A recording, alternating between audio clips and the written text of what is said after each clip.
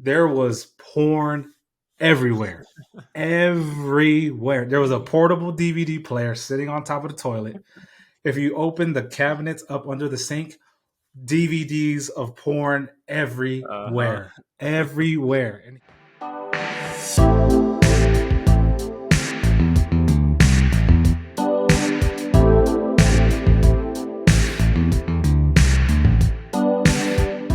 just tell me West Coast Rob, man. And welcome to my podcast, You Bitch. The thoughts, views, and opinions you hear on this episode are just that. Thoughts, views, and opinions from not only myself, but from my guests. So if you don't like them, disagree with them, or whatever the case may be, well, there's a simple solution to all that, and that's just stop listening. But if you care to partake in the conversation, sit back, turn it up, and enjoy the show. YeahDat. All right, welcome back to another episode of the YeahDat Podcast, hosted by yours truly, West Coast Rob. And I'm really looking forward to the guest we have today. I ran up on the guest, or was introduced to the guest through another podcast that he was guesting on, and or appearing on, and the topics that they were talking about, I just found very interesting. And as I was listening to the podcast that you were featured on, my questions were just popping up like, oh, I want to ask him this. I want to ask him this. So I had to reach out and get Mr. Tielemans on my podcast. So Sam, if you would, please introduce yourself to the listeners and the viewers out there. Yeah, of course. No, thank you for having me. I'm excited to be here. So my name is Sam Tielemans, like you said. I'm a marriage and family therapist, and I work with couples and individuals, specifically those who are struggling with like addiction or infidelity or pornography use. And it affects the relationship. It affects the person who's struggling with it. And so, I'm on a mission to help people find freedom and really restore their relationships, because I know it affects so many people out there. Nice. And before we dive in, like straight into it, I like to get to know the person I'm talking to first. So a little bit about yourself, like where you're from, how old you are, etc. Yeah, good question. So I'm from Las Vegas. Okay. And I've been here my whole life, and I'm 36 years old. I've got a couple of kiddos. I got a 6-year-old and a 2-year-old. And I've been in Vegas. I'll be here for the rest of my life. I love it here. Okay, there you go. Well, we're the same age then. 36. You turning 37 this year? 37 this year. Yep. Hey, all right. 1985 babies. That's what I'm talking about. That's right. All right. So what was your upbringing like? Just the common everyday normal upbringing? So I'm so growing up here in Vegas, I don't know if you've ever been here or not, but sometimes I love Vegas. You have it. Okay. Yeah. So the strip is the center of everything, but on the outskirts, that's just like regular life. So I never, growing up here, you never really go to the strip very often. Well, I don't anyways.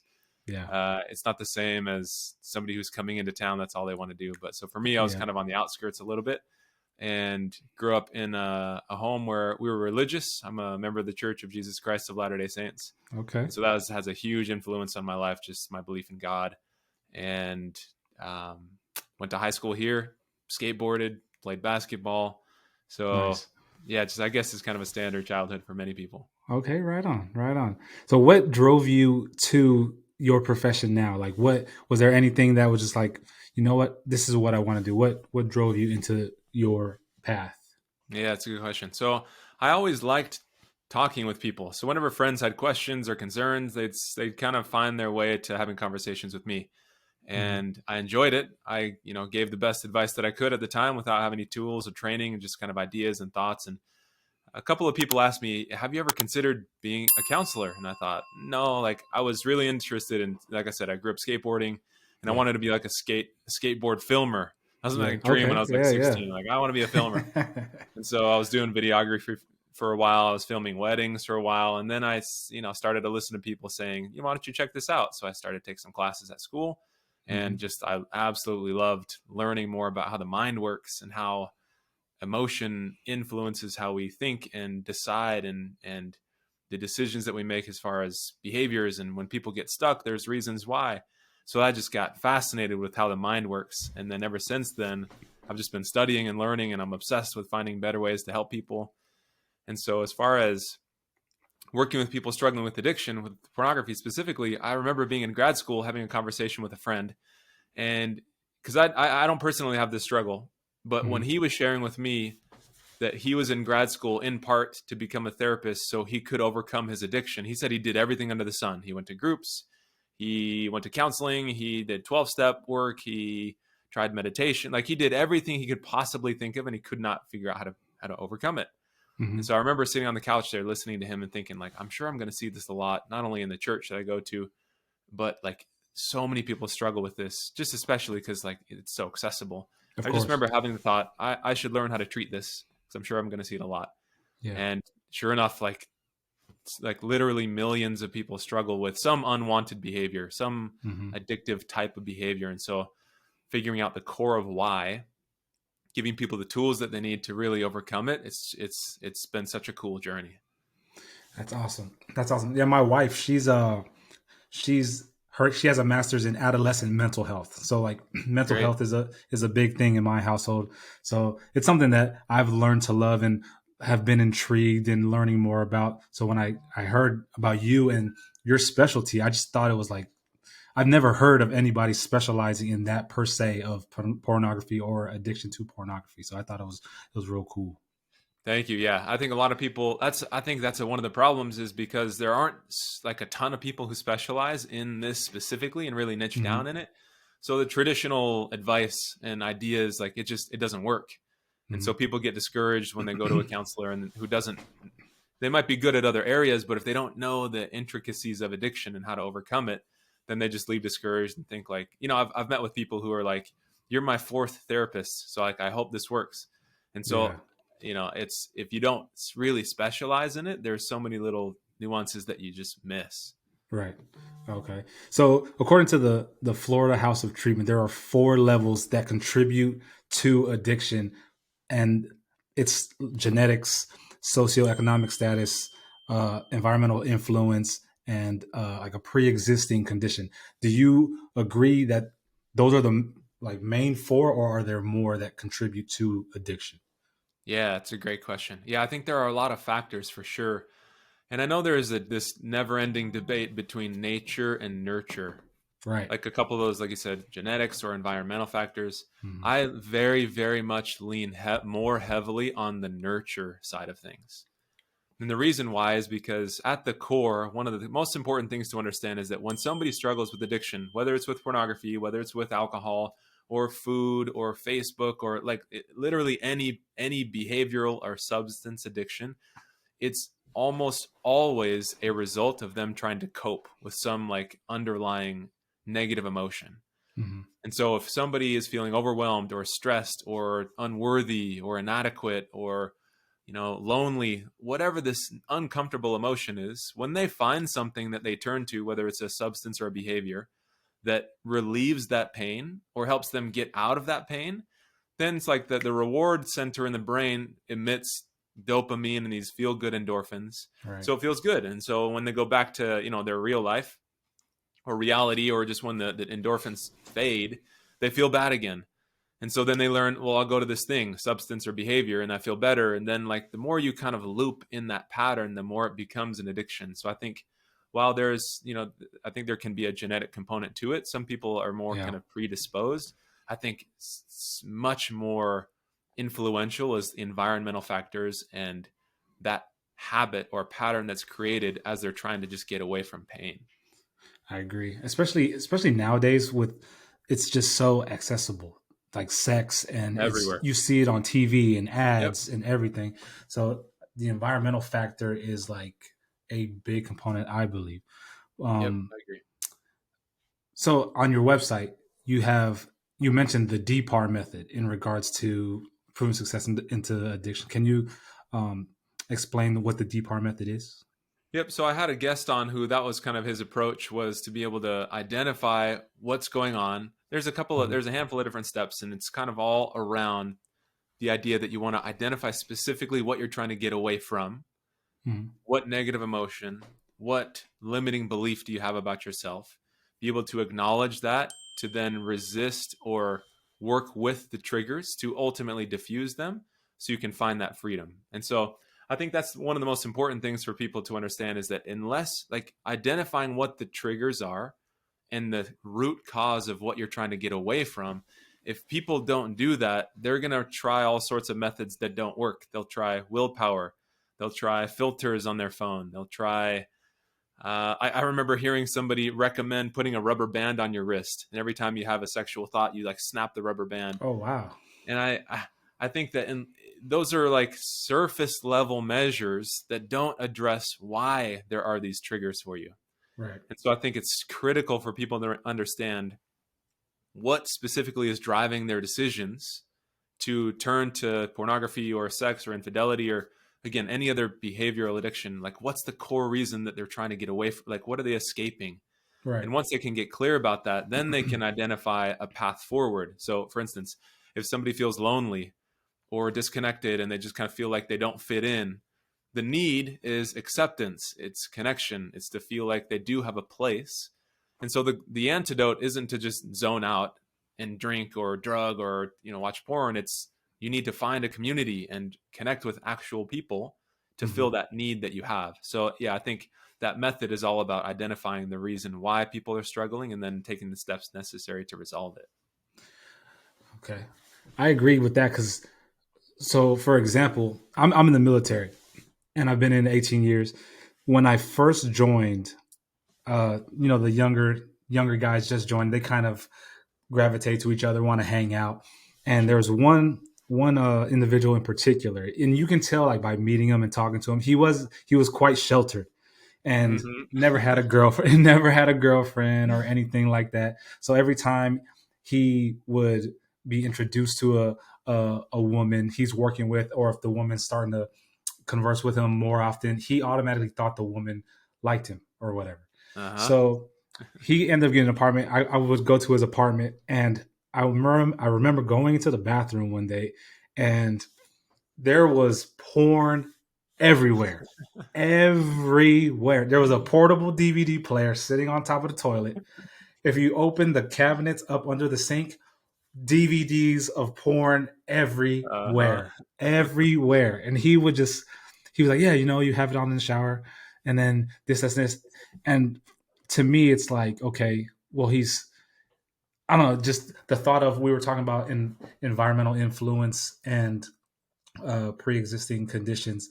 It's the fact that, was he sheltered and is now in this big world of various cultures and women and stuff like that? You think that contributed to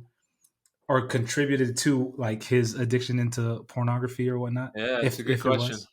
Yeah, I think that's a good question. I think there's a natural curiosity that people have. Like most of the people that I work with, they'll tell me that they were initially exposed to pornography when they were so the average age of exposure, they say, is between 9 and 11.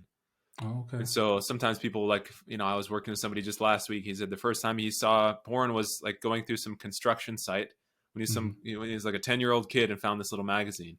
Yeah. He was so curious about it, and he didn't really feel like he could talk to his parents about it, so he kept it all to himself. And a part of him was curious and excited. The other part of him started to feel like, is this wrong? I don't know what this is. Right. A 10-year-old's brain is not wired to be exposed to the types of images that are available today. Like kids cannot process that.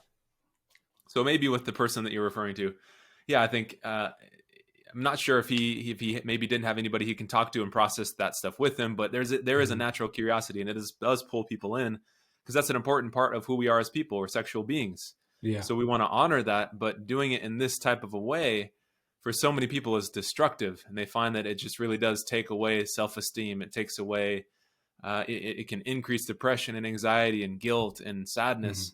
For other people, they don't have a problem with it. There's no again, there's two different camps. One camp says it's a moral issue and you shouldn't do it because it's wrong and bad. The other camp says it's not a moral issue and adults can do whatever they want. Whatever camp you're in, there is research that talks about the effect that it has on somebody. The mind, when you're exposed to certain images, it shapes how your mind, like for instance, many people after they watch pornography, they view women more as objects than they do as people. Just because on the screen, that's what you're, the content that you're consuming inevitably influences how you think and feel and see things. Right. And so, yeah, with this person in the military, yeah, I think it's like there's a natural curiosity there. But if somebody doesn't teach them and help them understand the effect that it has and the influence that it can have on them, the kids will take that. Kids will take that and they'll keep going back to it over and over again, and it really does develop into a habit. Right. Yeah, it was pretty bad. So I'm a fan of your ever since I discovered you. I've been listening to your podcast. Big fan of the podcast. Favorite episode thus far is the how to diffuse an argument before it even starts. So I actually listened to an episode. I've been going through all of them. I'm listening to all of them.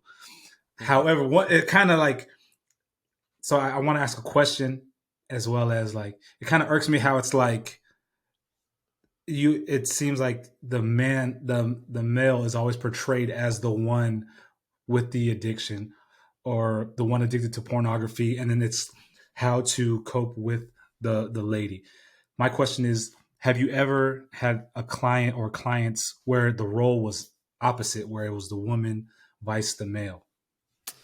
So, yeah, on the podcast, for simplicity's sake, I always refer to the husband who's struggling and the wife who needs to have her trust rebuilt. Mm-hmm. But it definitely does occur where the roles are reversed, where the woman struggles with addiction, the husband doesn't, and he feels a sense of betrayal. Right. The majority of people who do struggle, it's more men. So for simplicity's sake, I just refer to it that way. But only I think maybe only one time have I had a couple where the wife struggled and the husband did not. Mm-hmm. Most people that reach out to me, it's the husband struggling. So again, just for simplicity's sake, I kind of just refer to it that way. But all the tools and all that stuff works the same, right? The strategies to heal and overcome it, all the same. But yeah, more men for sure. Okay. Yeah. I mean, and that's understandable. I just wanted to ask the question. Yeah, it's a good question. And I was going to ask if the tools were different. What about, so, it's 2022 and their sexualities are different nowadays. Have you ever dealt with same-sex relationships, and how is the tools the same for that type vice a traditional heterosexual couple? Yeah, great question. Yep. So I have worked with same-sex couples before, and the tools are literally the exact same, which is good because the way that I think about it is, as different as we all are as people, we're all ultimately made of the same stuff. We have the core. We have the same core needs. We have the same core longings. We have the same insecurities. They can be expressed in different ways, but yeah, at the core, we're the same in terms of the needs that we have. Though there are lots of differences as human beings. Again, it's like we're made of the same stuff. So the tools are the same, which is good, I think, for people to not feel like they have to learn, a bunch of different ways to do this. And as unique as people are, there's a process and a path that helps people to get freedom by ultimately, again, addressing the reason why they're struggling in the first place. Right. So, and on a podcast you were on, you mentioned that the main age range of the clients who are addicted to pornography is, I believe you said 40 is like the start, around 40. Most of the people I work with, are 40 and above, roughly. Okay. So that's predominantly your age demographic of your clients? Yeah, I mean, a lot of people struggle for literally like years and years and try to do it on their own. And then finally, it's like they reach this breaking point where they've been struggling for like 15 years. They're like, I can't figure this out. I can't do this by myself. Right. So then they reach out. So they become addicted earlier than 40, but they, for whatever reason, it's difficult to reach out, which I understand. It's hard. Right. It's, it feels, a lot of people have a lot of shame and embarrassment. But once they do, then they can actually deal with it and get it out of their lives. But yeah, most people struggle on their own for a long, long time. What are some like telltale signs of a person who's addicted to pornography but may not know that they're addicted to pornography? So some of the indicators, actually, let me start with saying it's all in a spectrum. Mm-hmm. So I kind of think about it like there's no use, like the absence of it, then use, misuse, abuse, dependence, addiction. Mm-hmm. So it can range from any degree that somebody struggles with. And like full-blown addiction, that's when people are like obsessively and compulsively seeking it and literally cannot stop. They spend hours and hours a day searching for material, thinking about stuff, like in the addiction cycle for most of the day, most of the time. it affects their finances, it affects their spirituality, it affects their self-esteem, their relationships, jobs, focus, school, concentration. Like, it has a significant effect in somebody's life. Mm-hmm. Now, a lot of people that I work with are not at the far end, this extreme on the continuum of addiction, Mm-hmm. somewhere in between. Like, Okay. you know, it's something, it's like this, it's either like this bad habit they want out of their life, or it's like further on where they're seeking prostitutes and multiple times a week. You know, it all definitely ranges.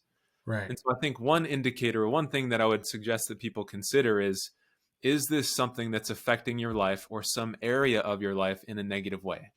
Whether it's relationships, whether it's focus and concentration or self-esteem, or any aspect of your life, is this something that's negatively affecting it? And if so, it's worth taking a look at and trying to figure out, okay, well, why do I keep going back to this, even though I see it's affecting me negatively in these areas?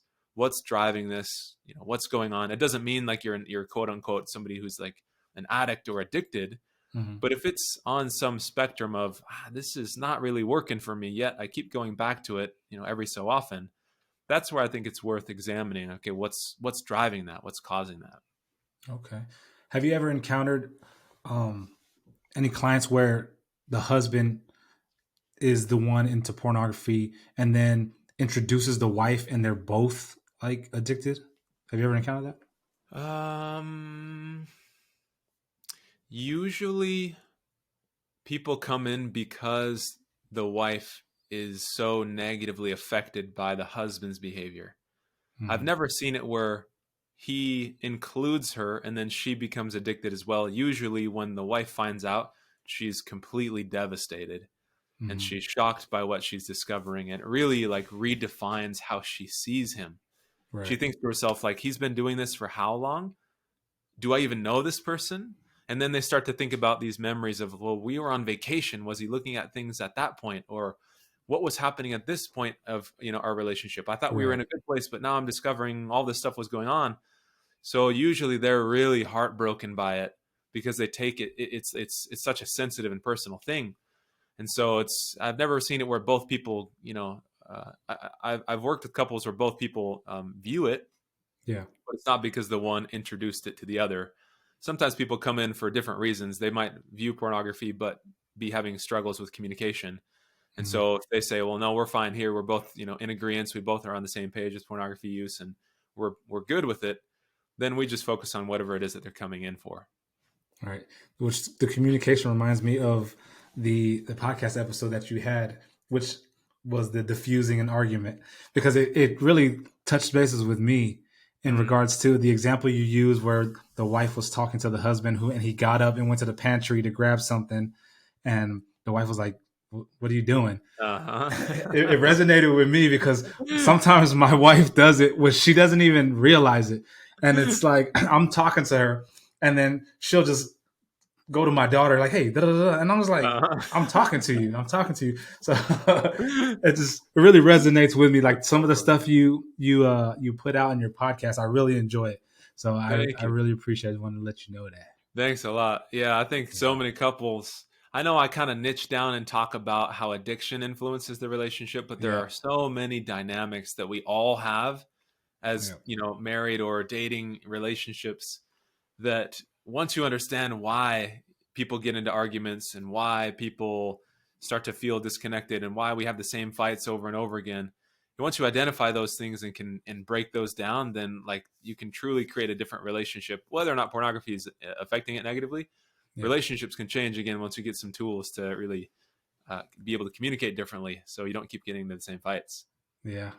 I mean, in regards to just anything that you're talking about, in regards to like couples, it's just great gems to use, regardless if you're in a bad relationship or your relationship is great. It's just all the stuff you're putting out is just great for any couple out there. So I thank you very much. Yeah, I love it.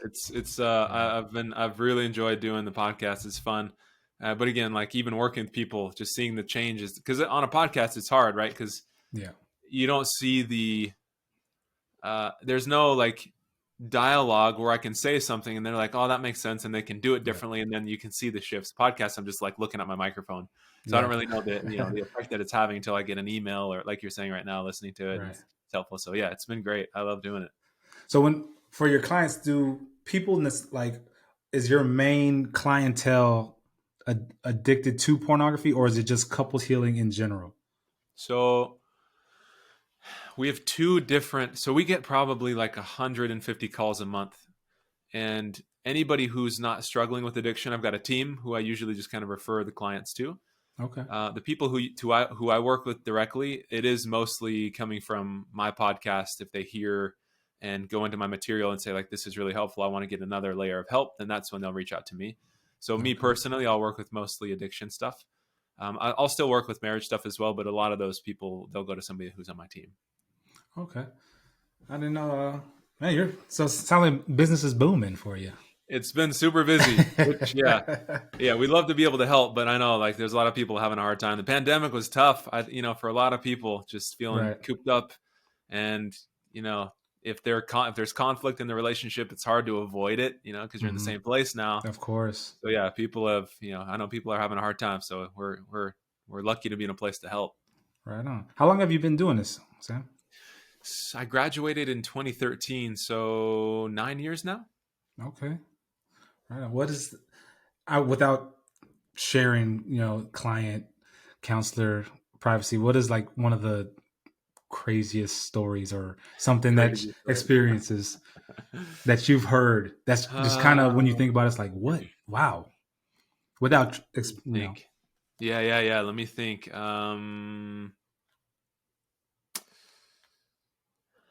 I remember working with somebody one time. So I used to run groups. Mm-hmm.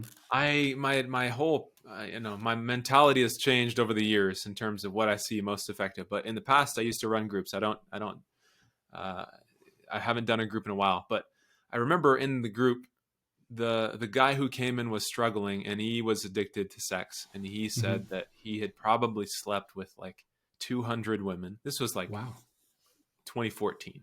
Okay.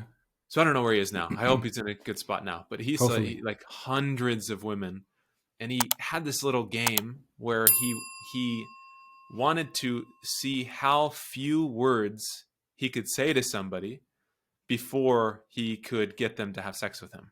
Mm-hmm. So he'd go to the mall. I remember this example sticking out of my mind.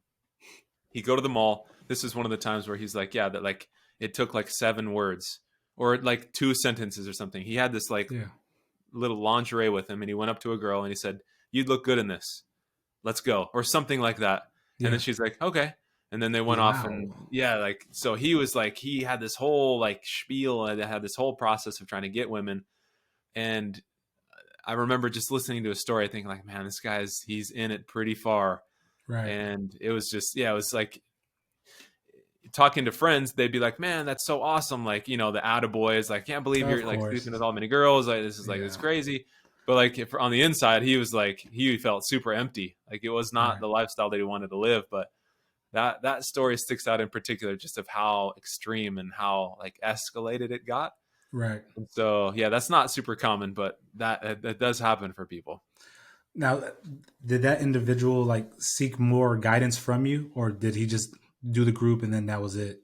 Yeah, he was working with a colleague. So me and like 3 other therapists were running a group. So we all kind of traded off. But then he was working with my friend who was doing individual therapy with him. Okay. Well, hopefully he's in a better place. And I know. Up to those old antics.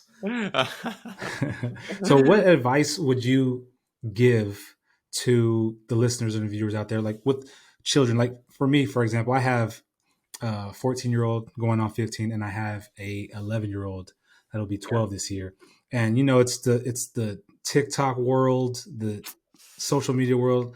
What, like me personally, I limit their phone usage, like because you have to. That's good. Yeah, you have to. Yep. So what advice would you give to the listeners out there, not or uncertain of what to do in regards to preventing their children to being exposed to sexual anything? It's a great question. So because you're further along, I've got a 6 and a 2-year-old. Mm-hmm. So there's a book that I recommend to parents that's phenomenal. It's called Good Pictures, Bad Pictures. Right.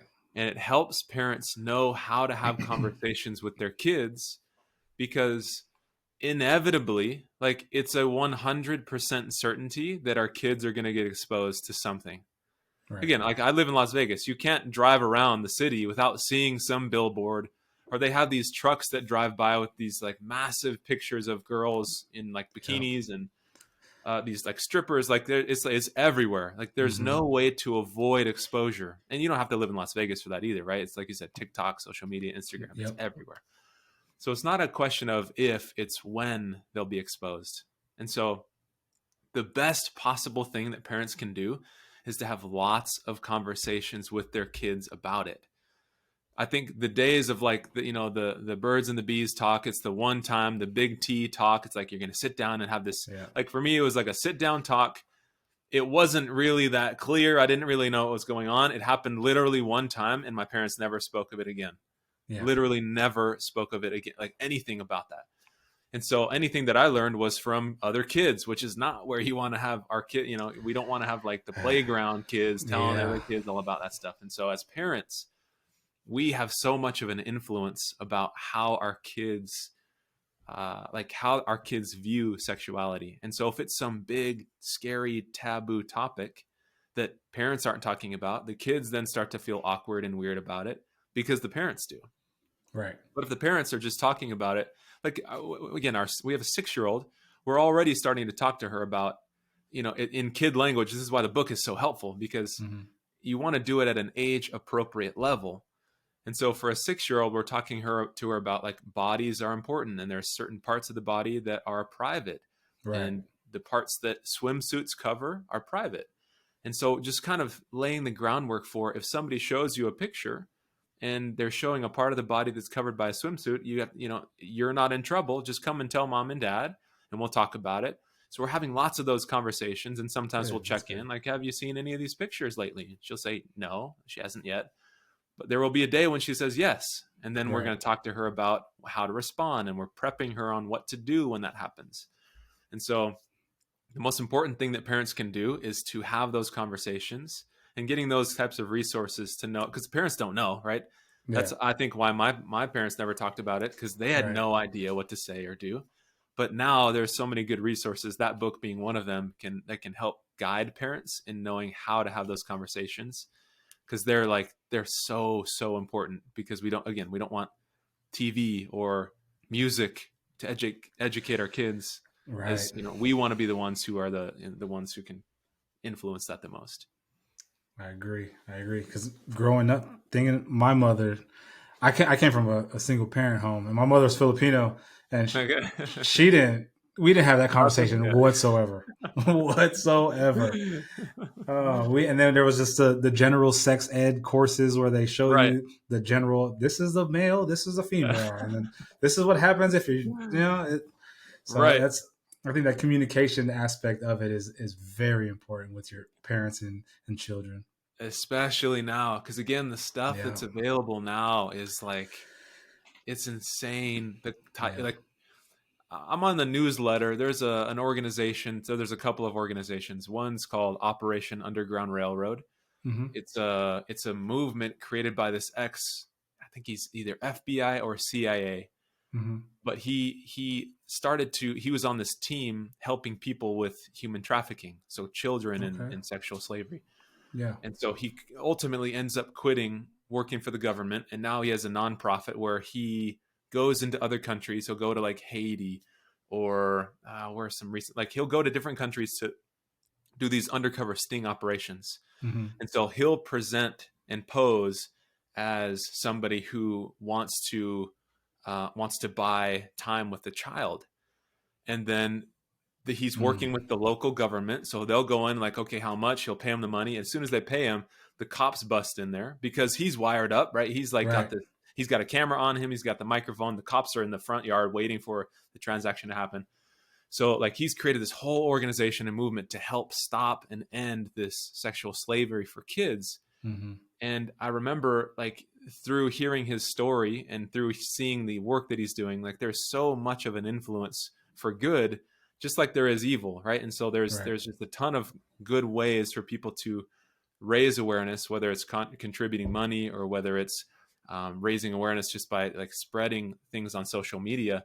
The more awareness that we have, the easier it is to tackle this, because again, it's such a big problem that most people are unaware of, right? Since it's not in our face, we're just like, okay, yeah, I'm sure this happened somewhere, but like to see the extent of it. So anyways, the reason why I brought up that guy's story, I'm on his email thread, and he talked about how very, very quickly, he said there was a friend of his that had got his mom's cell phone. He was just kind of swiping around, going on internet. Like within like 3 minutes, he was on this hardcore pornographic site. And the kid's like super young. He's like a 10-year-old kid. But just by accessing his mom's phone a couple clicks away, you have access to so much stuff that kids, again, are just not ready for. So I think having those conversations and prepping them for when that happens, like there's no other way to do it. Agreed. Wow. Well, Sam, my questions kind of blew by. We kind of blew through the topics. I'm kind of, I think we've covered everything I wanted to talk about. Great. I appreciate your time. Where can You're welcome. Anyone find you for more guidance, or if they're battling the addiction themselves? Yeah, good question. So I've got a website with a bunch of free resources on there. I've got my podcast. I've got a course for couples. I've got some tools for the guys who are struggling or girls. But the website's coupleshealing.org. And so you can just hop on there and you've got access to all that stuff. And if you're interested, you can take a look around and listen to the podcast and get some help. But it's a pleasure to be on here. I really appreciate this. Yeah. It's awesome to be here and Pleasure's talk to you about this. Yeah. Pleasure's all mine. I appreciate everything you do. Just the information is just so enlightening, and it helps. Like I said, it helped. Like me and my wife were fine. Everything's good. Sure. Yep. But just even listening to your podcast, just the information you put out, you can always add that to your toolbox and do something and just make things even better. Well, thank you. No, again, it's a pleasure to be here. I always love talking about this and giving tools to help people. So thank you for having me. Of course. Pleasure's all mine. What's the name of your podcast? It's called Couples Healing from Pornography Addiction. There it is. Couples Healing from Pornography Addiction. Yep. With Mr. Sam Tielemans. Yes, sir. Awesome. Well, Sam, thank you for your time. It was a pleasure. I appreciate everything you do, and I'll talk to you soon. Thanks a lot, Rob. Appreciate it. All right. Thank you, Sam.